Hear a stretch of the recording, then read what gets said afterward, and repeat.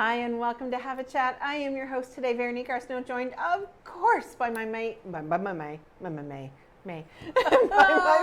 See what happens when you take off a bit of time in the summer, but anyway, joined by my most wonderful co-host, Judy Loge. I love it. I think natural's great. I don't think it should be so programmed that you're not allowed to have a flub once in a while. It lightens things up when we're live on television. Right, yeah. So great to be back with you, Veronique, and our viewers. I know, it's hard to believe. We have now for the last 10 years taken the month of August off, just to kind of give us a bit of a break and refill the juices in there and do all that kind of stuff.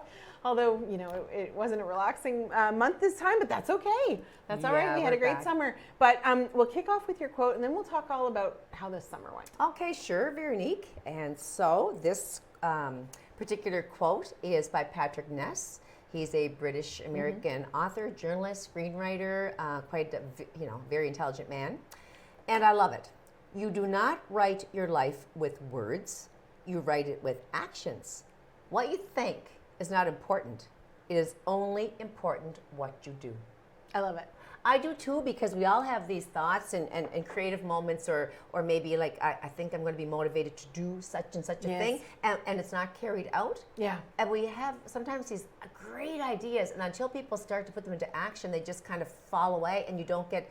It could be the greatest move you ever made was to put that thought into play. Absolutely. It could be the beginning of your success if you have, say, an idea for branding a company or starting up a business, and you think, oh, that's a great idea, but would they buy it? Try it. Yeah. And just see how it goes, and it could be, like I said, a turning point in your life. Yeah, and you're so right. We all have those moments where we either think of a great idea or say we're going to do something, or we all have grand thoughts. We do. I mean, it's just human nature. But we measure others by their actions and things like that. And we need to measure ourselves that way as well. And sometimes you have to take the leap, like you said. Yeah. But you also have to be accountable.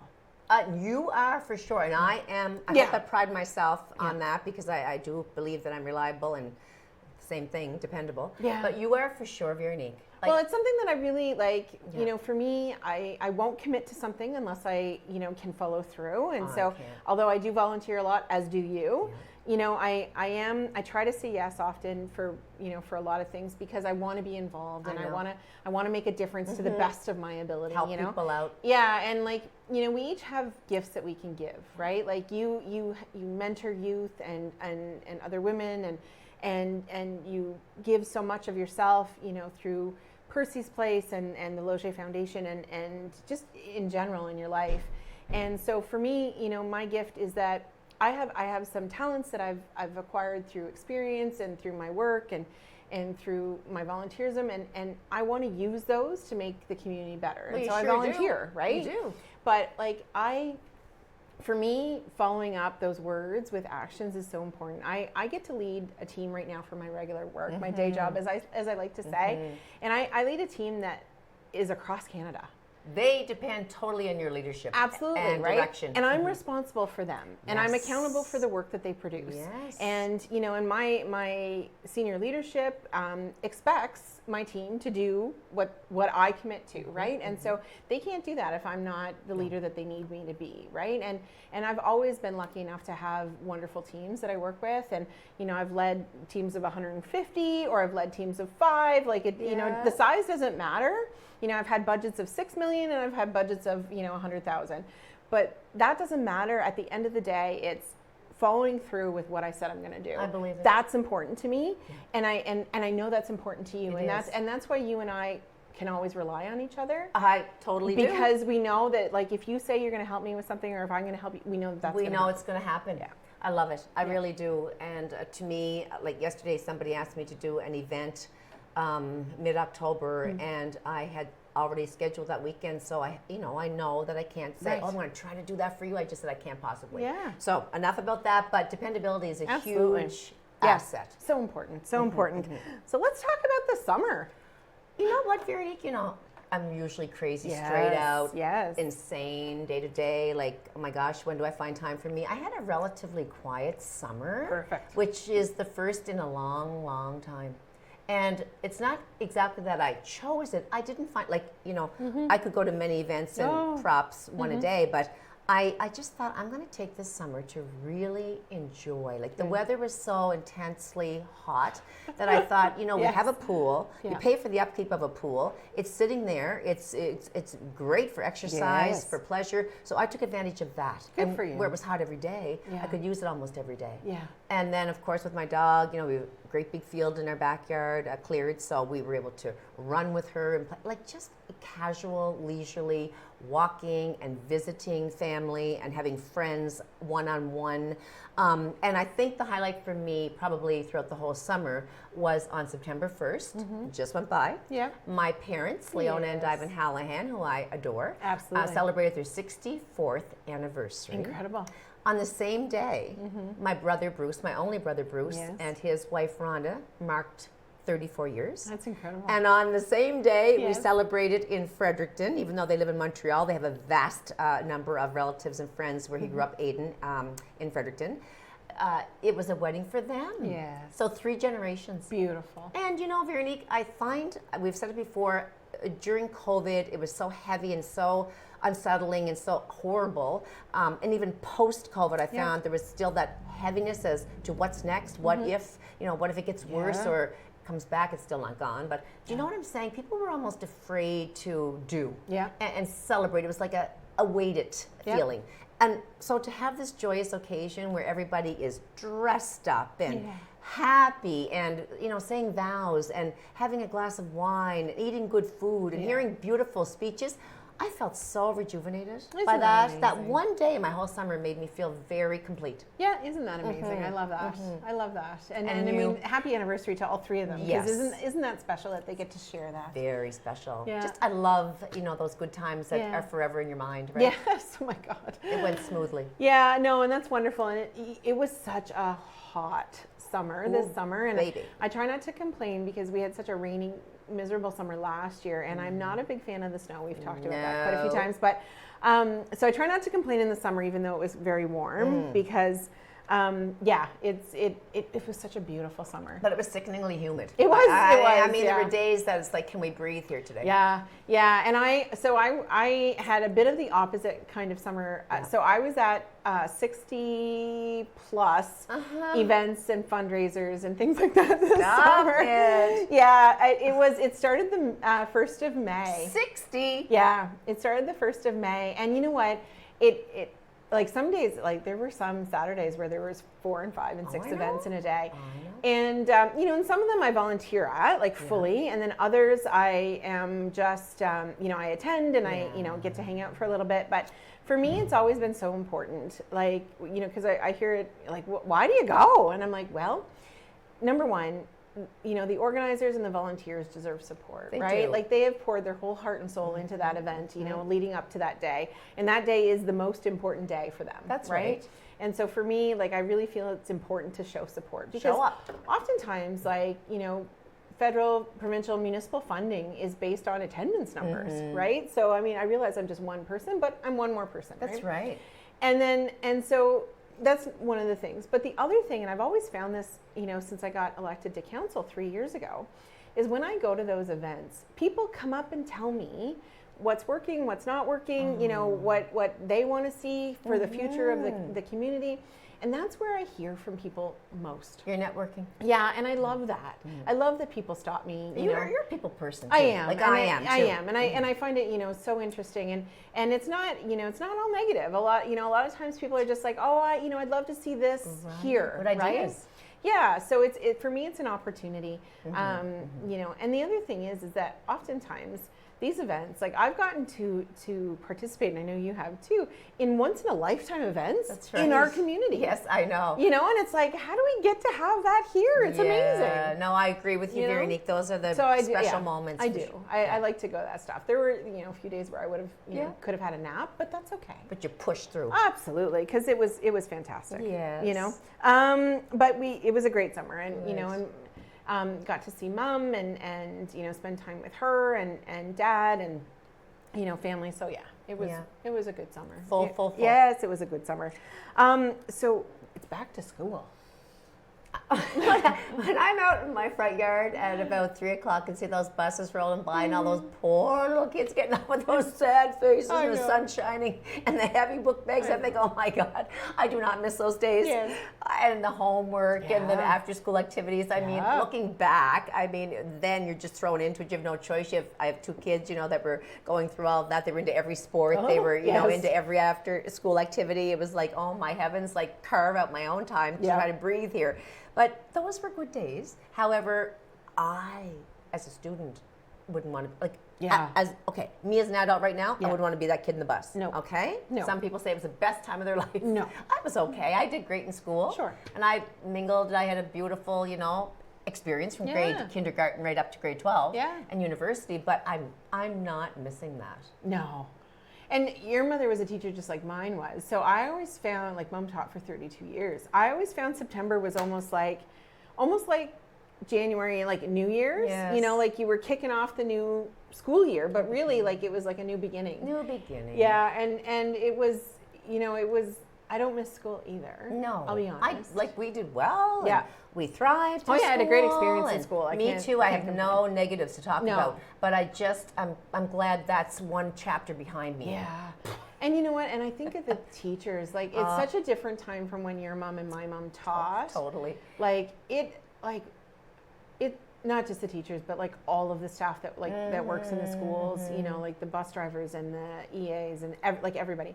Like it's got to be hard. There's so much more with technology, and the kids are, like there's so much more with media. There's such a huge acceleration in mental health issues and all of it. Like they're dealing we're up with against so much more. Yeah, I know, so much. and I can't imagine being a guidance counselor. I think it would be very fulfilling because that was my job, was working with youth and in the various settings with troubled teens. But to have that every day, and the issues growing and growing and growing, it's a lot. And I respect all of those people working in the system. Absolutely, I agree with you. And it's a tough job. And we're asking our teachers and all of our education professionals to do so much more with so much less. Psychologists are basically some days social workers, mothers, fathers. And they have to teach to every different learning style in the classroom now. And like it's just, it's just amazing. And mom taught kids with disabilities for 32 years. And that was, that was incredible. And I know your mom taught at the middle school. And English for 35 years. Yeah, like that's, it's incredible.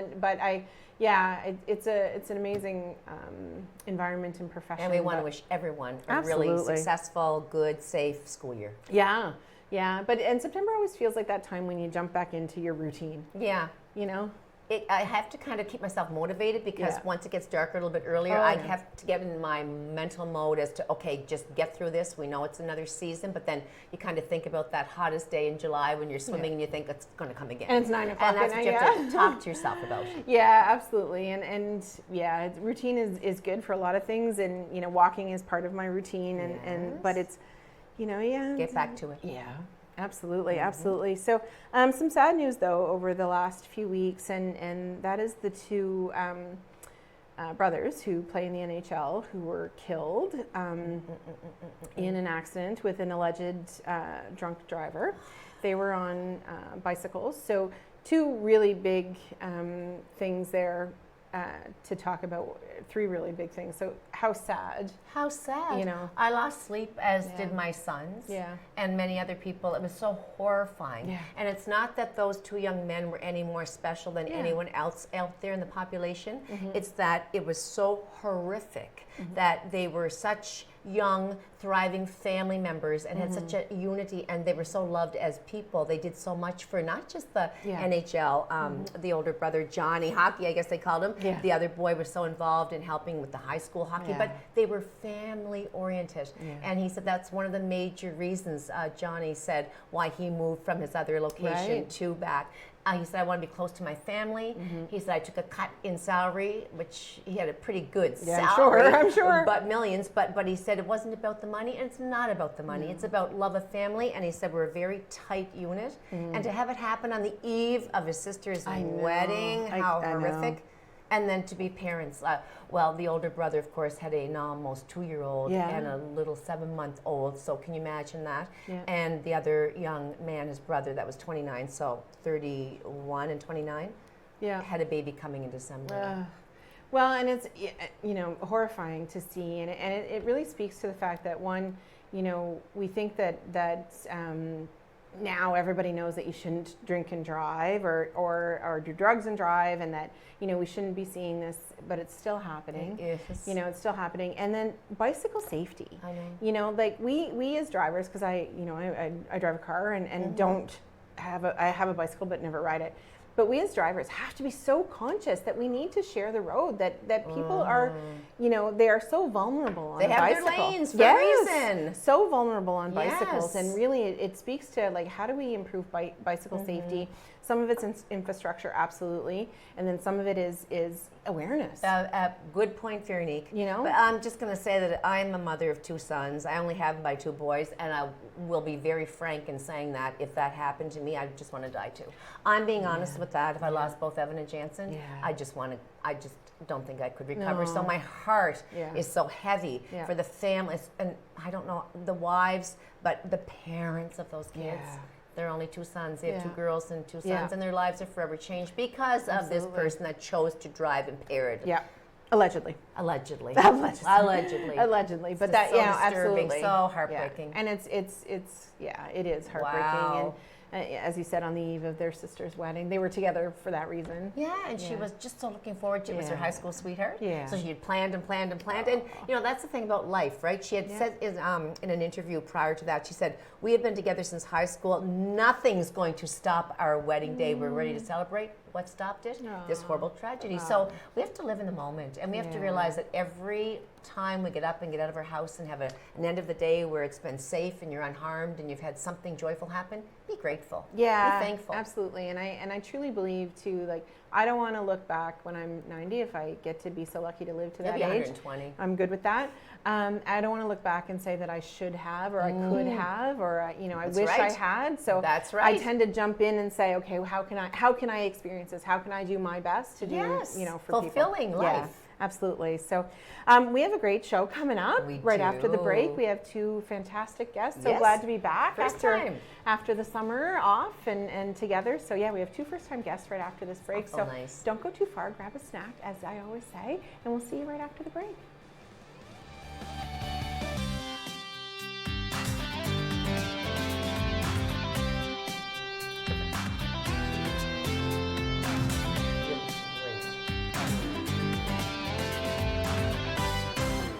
Hi, welcome back to Have a Chat. I am your host today, Veronique Arsenault, joined of course by my fantastic co-host, Judy Loge. Do my best on a Monday. Here we are together on a Monday again.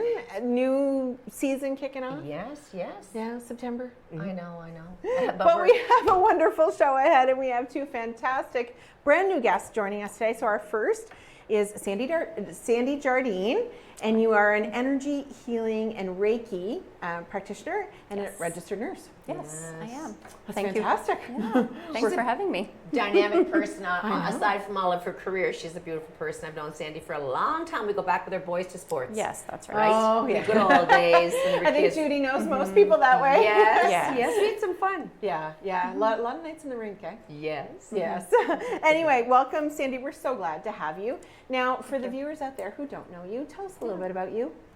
Well, I am a registered nurse working at the Miramichi Hospital. I live with I was born and raised in Miramichi, and I live with my life partner, David. Yes. And between us, we have 4 wonderful adult children, and I recently have become a grandmother to little Marin.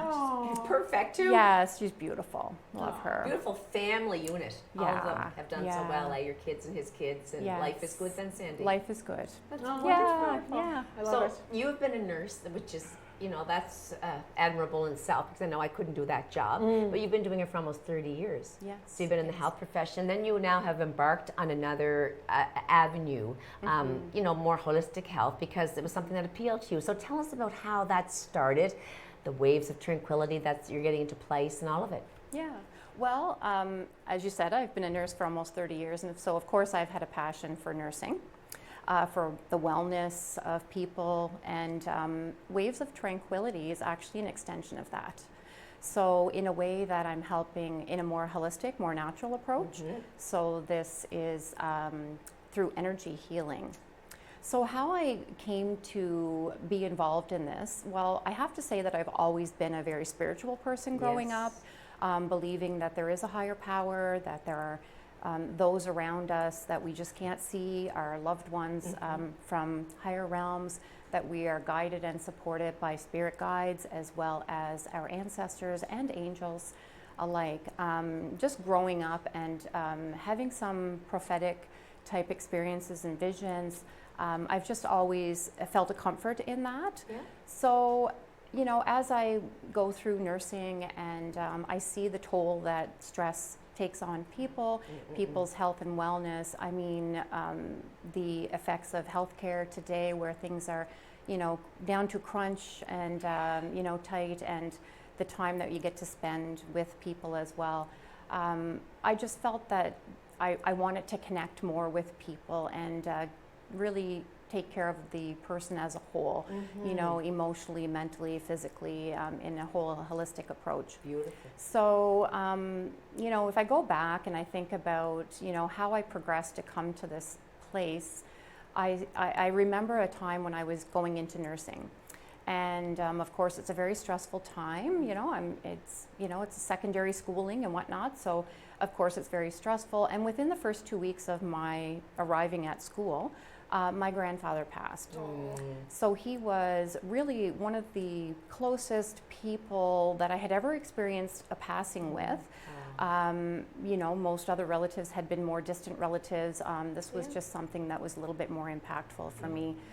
So of course I left school, came home to be with family, and I went through the services, and of course I had to go right back to school. So, you know, things picked up really fast paced, and of course I felt overwhelmed with everything, and as soon as I got back, within a couple of days, we were going into an exam. And so I get into the exam room, and the exam room is full of, you know, 75 to 80 people, and everyone's quiet, and I sit down and I'm panicking because I'm thinking, I don't know how, like, I don't know how I don't feel prepared. I don't know how I'm going to get through this. And everything becomes quiet, and I look down at the exam and I'm reading, and as I'm reading, I'm starting to panic. I'm breaking into that prickly sweat. So basically my anxiety level was really rising. So I closed my eyes, and all I could think was, I can't do this. It's too much. I don't think I can do this. And while I sat there with my eyes closed, I had a sense that I wasn't alone, that suddenly there was somebody by my side. So immediately I thought, oh, the instructor's coming around to see why I have my eyes closed, you know. And so I opened my eyes, and she wasn't there. There was no one there, but I still had this feeling, this sense that there was a presence there. And it came around to my left side, and I heard in my mind, you can do this. You know, you can do this. You're capable of doing this. And then I just felt this complete wave of calm come over me. I looked back on my paper. The presence was gone, and I'm left looking at my paper and thinking, yeah, I got to buckle down here, and I've got to do this. So of course, here I am today. So, you know, that was a really big experience for me. And another event, and along the way, I've always had little prophetic dreams or visions that have popped in. So I've always kind of had that interest. My mom was involved in Reiki, so we've always, you know, enjoyed, you know, talking about that. And, you know, as I, you know, went through life, and I just didn't really focus so much on that. But then it came a time where I got into an accident I had a car accident. So about just over 3 years ago. Remember? And during that time, I mean, of course, I just thought I was going to bounce right back, that everything was going to be fine. And I found myself in a position where I wasn't getting better quite as fast as what I thought I should be. I was starting to panic emotionally, thinking, oh my God, how am I going to get through this? And, you know, I had to stop and really think and say to myself, what would you say to someone else if you were nursing someone who was going through this difficult time? So I thought, you know what, I got to do everything that I can, which I was doing, but I also have to find a place where I can feel less anxious, and a Right. place where I can, I got to get to a place that gives me more inner peace. So I began doing some meditations and did some yoga and different things like that, which just kind of led me down a rabbit hole. I became involved or interested in Reiki because of talking with my mom about it. And then I began to learn a lot more about what these modalities, these energy healing modalities were all about. And so I realized and came to understand that energy is all around us. I mean, this whole world is made up of energy, and we're part of that. Oh, we're all, yes. we're all one. Like, we're all part of this big energy force.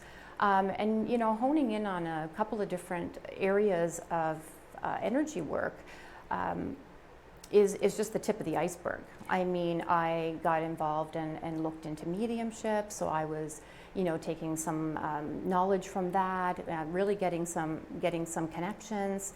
But my true passion really came with the Reiki energy healing, which is actually a modality that focuses on the 7 chakras of the body. So these energy fields that are in around us. I mean, there's chakras, there's your aura, which is your electromagnetic field that's all around you. There are meridians that are going in and amongst our body, circulating and connecting to different organs and parts of our body. With Reiki in particular, that is focusing on 7 chakra points. So that is your crown, your third eye, your throat, your heart chakra, your solar plexus, your sacral, and your root chakra. So for an example of, say if somebody would come to receive Reiki healing through a practitioner who has been attuned to providing that energy. But you would maybe find a blocked chakra, say for instance, like a throat chakra. People would have a difficult time expressing themselves, speaking their truth. And that sort of thing would be a blockage where an energy practitioner would guide the chi force light. No, not Miramichi chi, but actually chi force light is the energy life force that's all around us and flowing through us. So a Reiki master or Reiki practitioner actually guides that energy through. That goes through the chakras, helping to balance and bring those back into alignment.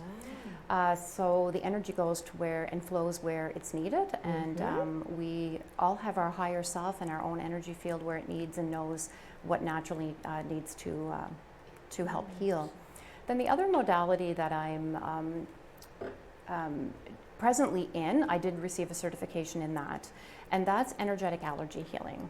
So this is a newer modality, and not necessarily newer in the sense that it's not being done in another way. This modality, though, works with frequencies, and the frequencies that are in the words. So I've learned through a wonderful mentor, and I'm still actively involved, actually doing my advanced practitioner portion presently until October. So this is why Waves of Tranquility has really just had a little soft opening. I love the name, by the way. So, Sandy. well, It's so thank you. calming and perfect.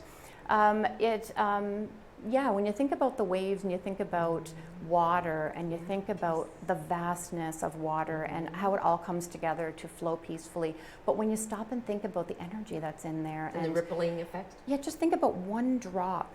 How many one drops are there to, to encompass the ocean? So that's how vast and how large, our energy, the world that we're in.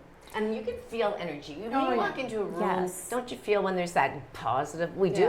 Or that. Oh, I don't like the vibes in here. Like, it's definitely. normal. Yeah, you call them different Definitely. things, right? At different times, Yeah. but like they're Vibes. The vibes off, or I feel different, or I feel energized, or whatever it may be. Yes. And you talked about modalities, so you talked about 2. Are there others that are in? There's your lots of practice? other modalities, and I may venture into other aspects of that as well. Presently, right now, like I said, I just kind of did a soft opening for Reiki. I've been doing Reiki now for a couple of years, but I am taking people, and performing Reiki healings.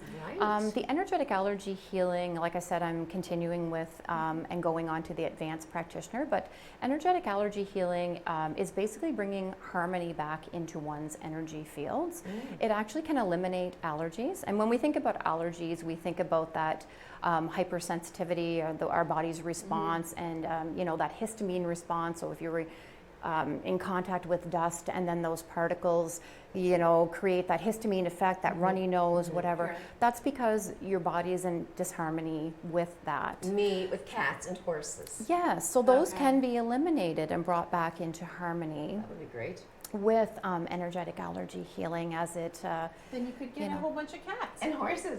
In a stable, and then I'd be divorced, so then there'd be a whole new thing. yeah, this is it's truly a remarkable modality that that I've embarked on, and using it for myself and others.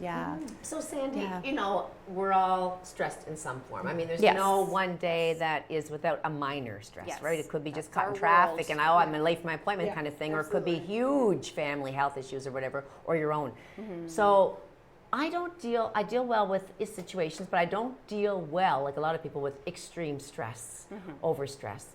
So if I were to go to you, how long would you have me for there in your room? Mm-hmm. And what would I expect for, let's just say, Reiki? What would I Reiki. go and what would you work with me as Okay. one-on-one?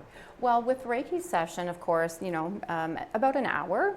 Okay. And certainly one Reiki session may be beneficial for one person and may not for another. Like I had said, Right. when I explained a little bit more about that, Reiki actually draws in that energy and goes to where your needs are. So certainly our needs are all going to be very different. It takes somewhere around 45 minutes to an hour. So what you can expect is definitely privacy, respect, and a comfortable place where I'm playing nice relaxing music. I'm clearing the energy so that you and I have a good energy vibe. And then it involves it's a non-invasive type of holistic healing where there's some light touch.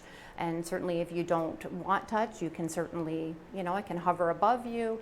And going around into those chakra areas and just guiding that energy through as the person relaxes.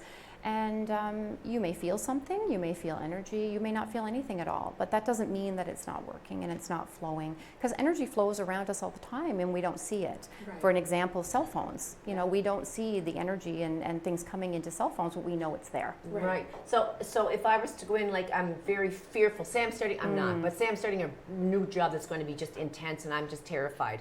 You would have me kind of calm down to realizing that I can handle it, that I can get there to a better place before I start Yeah. and all that. Generally people, when they come and have a Reiki experience, some will fall asleep. Oh my goodness, that'd You be can nice. get into a very relaxed feeling. A lot of people talk about how, there's that sense of well-being and relaxation afterwards, and, so. Okay. That's amazing. Talk to us a bit about some of the feedback that you've gotten from people that you've worked with. Well, a lot of people, like I said, come back and they'll tell me about how they're less stressed, a lot of good well-being. For example, in the energetic allergy healing, I was working with someone that I didn't really know very well, but working online. It's something I can also do online. Like, energy has no space nor time. Good. So of course you can do this online. We were tuning into a cough. So she's had this cough for a long time. I tuned in because what I use with the energetic allergy healing is actually an intuitive means to go through a set of kits, pulling up all of those things that are within that person's energy field and then running the energies to clear those. Of course, it can take many sessions, but certainly it can be, beneficial. So what I came up with in that was that she had been in contact with some chemical over the years. She it narrowed it down, it brought a bunch of things up that were in the energy field that were connecting to a chemotherapy drug. Oh. And so I didn't know that she had had cancer. So come to find out, she told me that she had experienced cancer 13 years ago, and that particular medication or chemotherapy drug was the exact medication. So we ran the energies. The next day she felt emotions that she had felt during that time that she had experienced chemotherapy. But the next day, after repeating that healing session or listening to it again, she said she felt a big weight drop off her, and Great. her cough was starting to subside. Now, people do need a little bit more than just one session, of course. absolutely. It can be a series, and there's no magic trick within it. No. It's not like, when I claim that I can heal Yeah. an energy. Of Yeah. course, it's going to be dependent on the person, and it's allowing self-healing to happen. So in our last minute, because we're almost there, Yeah. how do people get a hold of you? Yes. Well, certainly I have a Facebook page, Waves of Tranquility, as well as an Instagram account as well. Okay. I do have a phone number. Of course, you can always leave a message if I don't get back to you, because I do still work as a nurse. Yeah. You can And recite your doing phone other number. things. People are pretty sharp. They usually Oh, have okay. a pen when they're near our show. Yeah, of course, 506-210-1045. 210-1045. 45. And Yeah. on Facebook or Instagram. Sandy. Yes, exactly. Jardine, Waves Yeah. of Tranquility. Yeah. How interesting So all of this is. keep your ears open for more, because I'm Yeah. sure there'll be other avenues that I'll We'll be have to venturing go into. visit her. Yeah, Yes, absolutely. I So welcome you both to come and experience it for yourselves. Absolutely. thank you, Sandy, for joining Thank us you. today. So don't go too far. We'll be right back after the break with another guest. Hang on. Right there. Beautiful.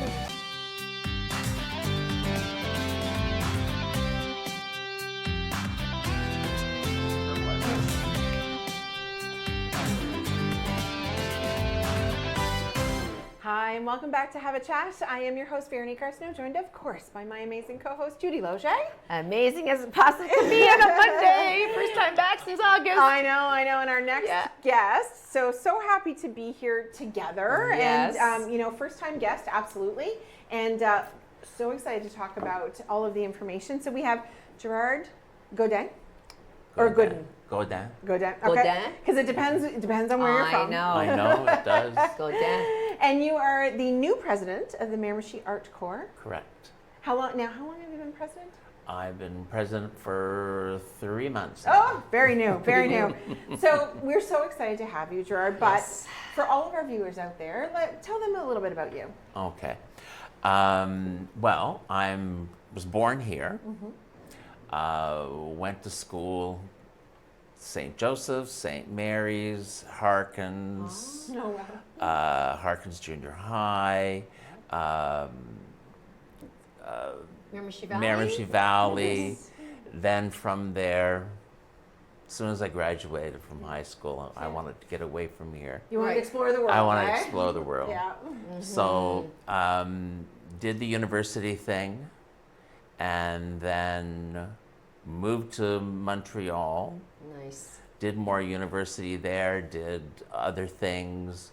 Ended up moving to Toronto. Worked as a social worker. Basically, was my main trade. And then in 1990, decided I was going to go back to painting. Okay. And then that turned into only 2 years of painting. And then I became a sculptor. We'll get on. And that brought me to the end of 20 years. So we're talking now 2020. Is when- COVID year. COVID, Yeah. 2019 I moved here, Okay. and then founded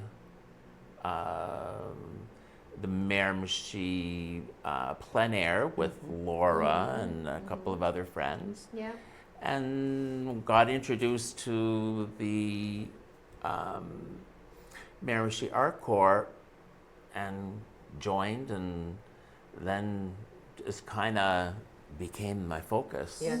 And that's what I wanted to ask you in particular, that if you could share with us what the Miramichi Art Corps is and how long it's been around, Gerard. I love that name, by the way. I wonder why, I Judy. wonder why, wonder why. Judy. Yeah, Miramichi Art Corps. Okay. What exactly? Miramichi Art Corps was created in 2008 as a core or a meeting place for people so they could gather and talk about their art, find out different ways of doing it, help one another with projects, and work together on projects towards bettering the group in their artistic endeavors. Okay. Okay. Interesting. And the founding members were Teresa McKnight. I don't know if anybody remembers A little her. bit familiar that Yeah. Joe Thompson. No. No. No. Colleen Kenny. Yep. Yes. Delphine Klitschkowski. All right. Don't know that lady. And Terry Matthews. Okay, I do. Okay. So they went from 2008 to 2016 at Ritchie's Wharf Gallery. They had the gallery open yes, there. okay, yeah. Okay. Yeah. So at the same time in 2010, they started a between Bathurst and Newcastle, because Bathurst already has a society. Okay. And so we joined up with them, and we have a plein air festival Right, yeah. once every second year. So they'll do 1 year, we'll do 1 year. They do 1 year, they'll do another. Nice. So that's been going since 2013 to present day.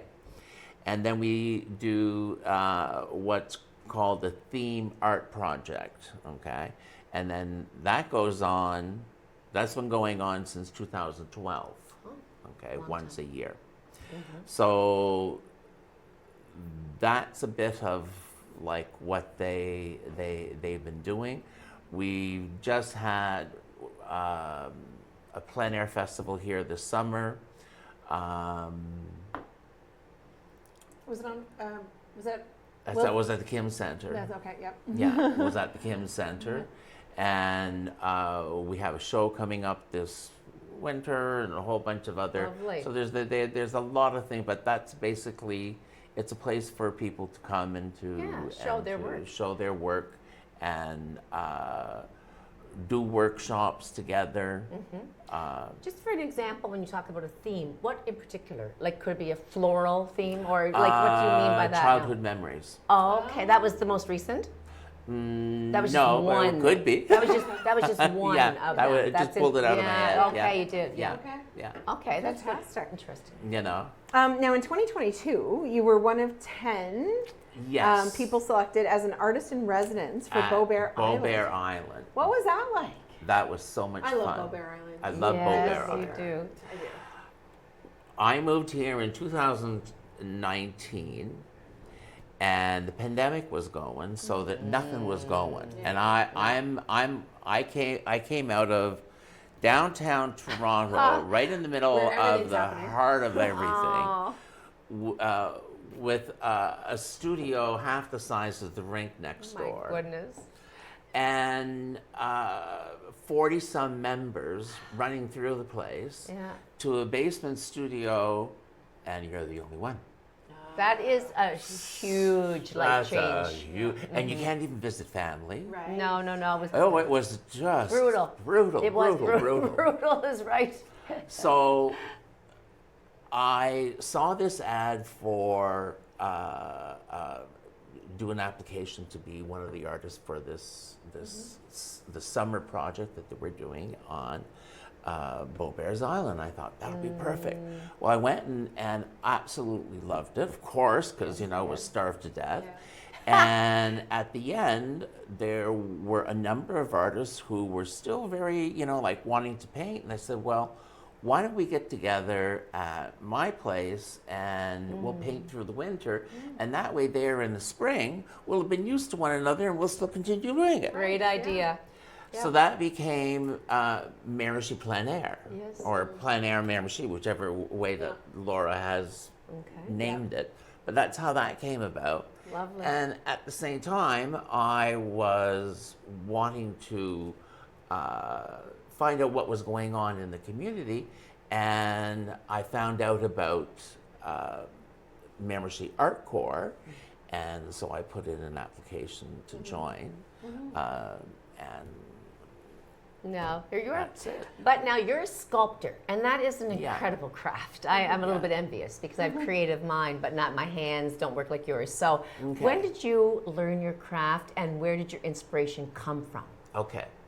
Now, the craft is, becoming a sculptor was by accident. Okay. Oh,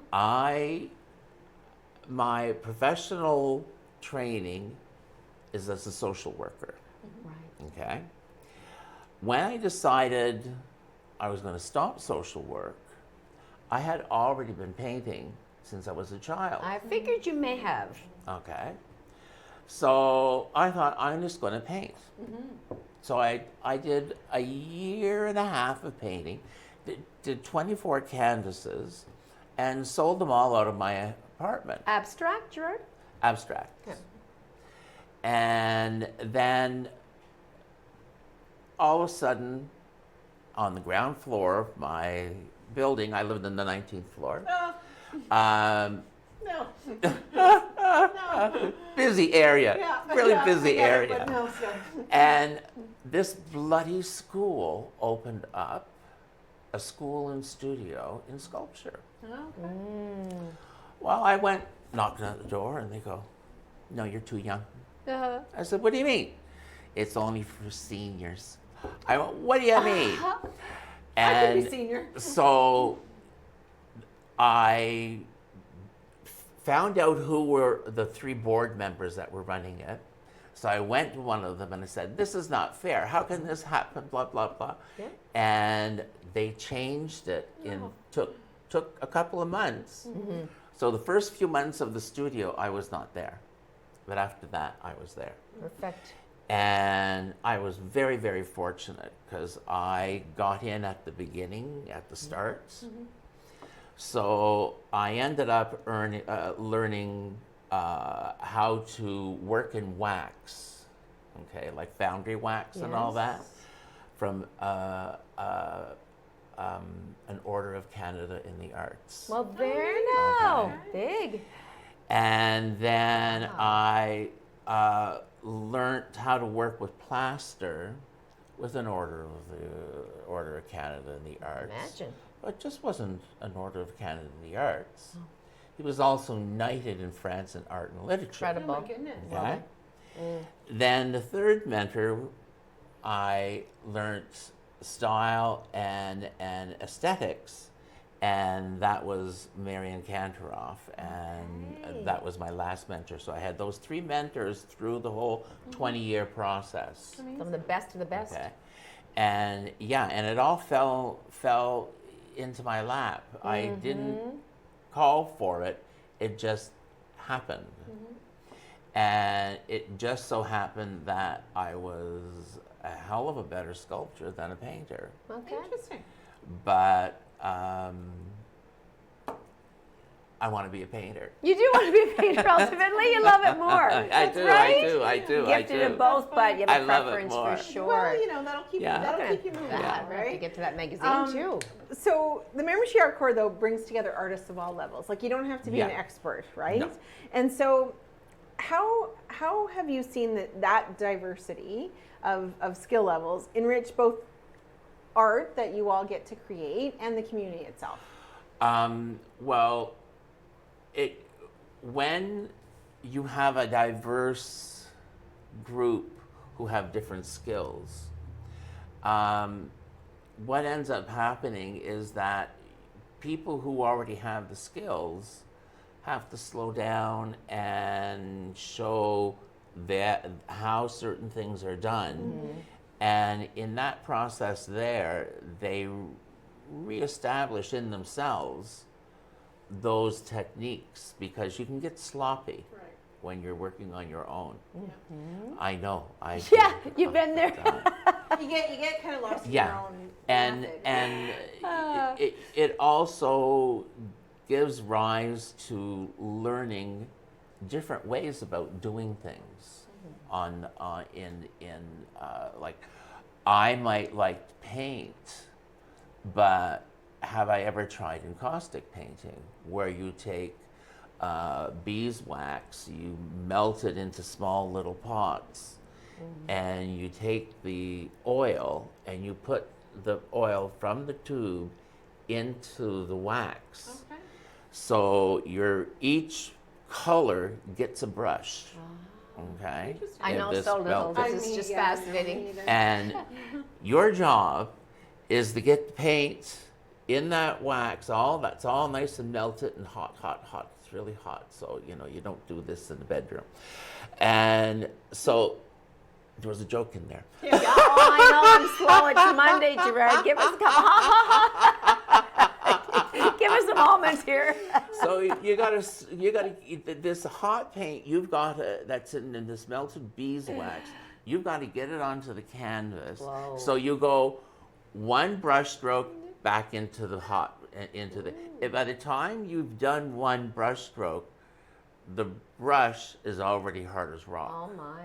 Okay. Oh, cool. So you're painting and it takes a long time, but the effect that you get is quite extraordinary. Yes. If you're working on your own in a studio, you're not going to explore these different types of procedures and different types of ways of doing things. No.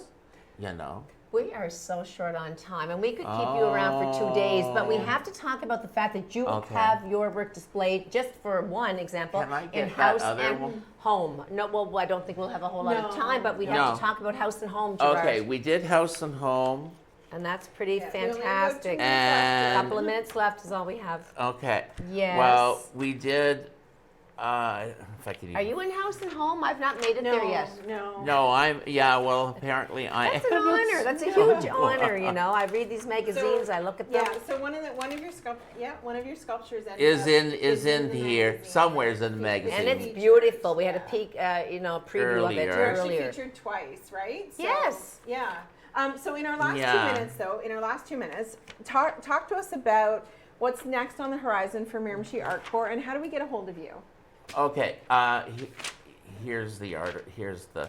Okay. That's the sculpture there that was in there. Can you mind passing me the book then? And I you know talk we're to on. us. We've got 2 minutes left, Gerard, so you're gonna run out of time. So tell us about what's next for. What's next? Yeah. We've got a number of things happening in September. We've got a workshop at the end of this month on how to set up your own gallery on our website. Great. Perfect. So that we're going to start an online gallery. This is something new that I want to Awesome. put into the equation. And we're developing other workshops. We've got a show coming up at Yeah. at I'm gonna have to stop you there, but that's okay. We're gonna send you to the website. Thank you everybody for tuning in today. Check out the Miramichi Art Corps website for more information, and we'll see y'all next week. Have a great week, Thank you, everybody. Gerard. That's okay.